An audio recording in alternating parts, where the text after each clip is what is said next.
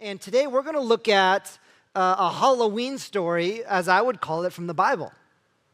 I mean, the setting of this story is graveyard, tombs. And it's the story of a man who is isolated, who's out, and he runs amongst the tombs, runs amongst the graveyards. If you want to read it, it's in Mark chapter 5. But this man, the community looks at it and goes, whoa, there's something going on there. I don't know if he's howling at the moon or what. He's dangerous. They try to bind him with chains. And he's so strong, he has these supernatural strength that he breaks the chains. It's because he's filled with not one, not two, but a legion of demons. And they don't know what to do. It's real life madman just outside their town. And here comes Jesus entering into this Halloween story. Man, last night, or 2 nights ago, bringing Jesus into that community, into our community here, I absolutely love it. Because one encounter with Jesus can change everything. And Jesus steps into this scene, and as he steps off the boat, he encounters this monster, this man, and I can see the heart of Jesus breaking, going, this is not the life that you were designed to live. This is not how I created you. This is not the heart of the Father. What is going on here? The series that we're in is Why Jesus? You're invited. You're invited to the table. And Jesus, as his heart is breaking, says, I've got an invitation for you. This is not how you were meant to live. Let me show you something different, something better, something good. We've talked a lot about why Jesus. Right? Jesus is the goat. Jesus is glorious. With Jesus, the demons flee. These are the first 3 weeks. Today, we're talking about Jesus is good. Jesus is good, and he has a good plan for us. And so as Jesus enters this Halloween story and his heart is breaking, he invites the man to the table, and with a word, he casts these demons out of the man, and the guy is restored. His dignity restored, his peace of mind restored. You see him sitting with Jesus right in his mind. And all of his friends come out and they see this. And not only does he restore this man, but he gives him a mission. He gives him a purpose. And so we're talking about Halloween. We're talking about making Jesus seen. And we're talking about the remarkable story of this man, Jesus, who is good. Look at this. Is this fly always up here with you, Charlie? He's your friend, yeah. This is a pretty remarkable story because it illustrates this picture or this pattern of what I want to call this morning the journey of goodness. The journey of goodness. It starts with this desire in Jesus to have relationship with each one of us. It continues into this Jesus having restoration, the healing power of not just healing, but restoring someone. And it culminates with taking that restoration and giving it a purpose. It's this journey. And it's this journey that we see over and over again in the ministry of Jesus. Welcome to the table. Let me restore you. Let me give you a purpose. And it's a pattern we recognize today because it is still happening. Jesus is still showing up today. And he encounters each one of us this morning, today. I know, some of you, this is going to be crazy. You're going to have an encounter, if you haven't already, with Jesus this morning. It's not just a Halloween story from 2,000 years ago.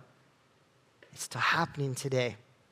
Jesus looks at us, and he goes, that mess, that storm, this is not how I created you to be. Come to the table. I've got a good plan for you. You weren't meant to carry that stress that we focus on all day long. It's like, that's not who I created you to be. A relationship that's broken, he goes, hey, bring that to me. This is not my design. Let me restore that and give you purpose. Why Jesus? Because Jesus is good, and he's not going to leave us in our mess. And so we're going to look at the steps of this goodness journey, and in just a minute, some of our friends are going to come up and share their story. But before they share your story, I want you to begin to picture where are you at in this journey? Because I believe there's some of us here where, yep, I'm identifying with the mess in my life right now. I'm identifying with, doesn't seem like God's plan. And there's an invitation to you to come to the table. Some of us are, man, we've experienced this restoration and now God is sending us out, but you haven't gone out yet. And so let's look at this journey here and break it down just a little bit, because here's the first step of the journey. Number one is this: Jesus desires to have relationship with us. If you read Mark chapter 4, okay, Mark chapter 4 is Jesus is teaching all day long. It's evening time. And he goes, hey, let's sail across the sea. And the disciples go, okay. So they get in the boat. And as they get in this boat, this big, ferocious storm comes. And it's blowing, and the waves are coming, and the disciples get scared. And they begin to go, well, we're going to die. Let's go find Jesus. Anybody remember what Jesus was doing? He's sleeping. The disciples are freaked out, and here's Jesus sleeping in the boat. And I love this picture because you know what? These storms, he's not worried about them. Jesus wakes, he gets woken up, and he says, storm, be quiet, be still. Then he looks at the disciples and he goes, where's your faith at? See, the storms that we're facing, a lot of us think it's so messy. My life looks like this. I would never invite, if my table looked like that, I would never let anybody in. He isn't afraid of the storm or the mess. He's sleeping. It's nothing to him. You think you're messy? I've seen worse.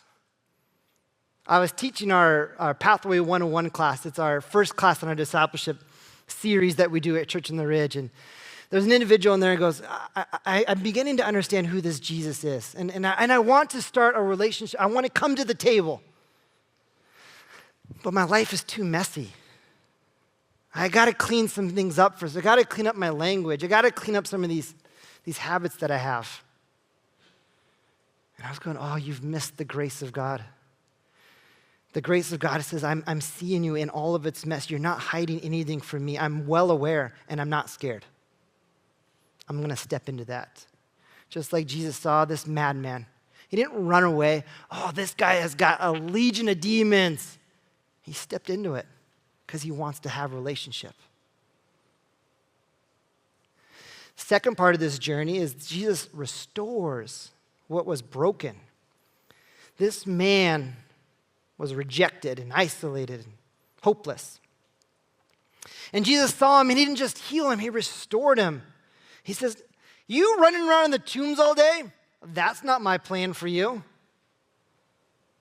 And notice what Jesus didn't do. He didn't put him on a behavior modification plan. Can you imagine? Jesus is like, all right, if every day you spend 10 minutes less at the tombs, right? Are you drinking your water? All right, you're fully hydrated, you're a little bit less at the tombs each day. In 6 months, you should be down to like an hour a day at the tombs.